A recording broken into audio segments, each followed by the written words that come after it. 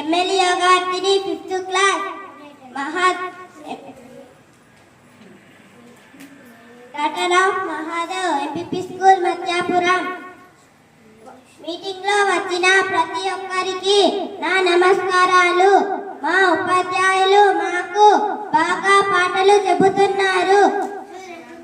మా తల్లిదండ్రులు మాకు చదువుకోవడానికి బాగా సపోర్ట్ చేస్తున్నారు.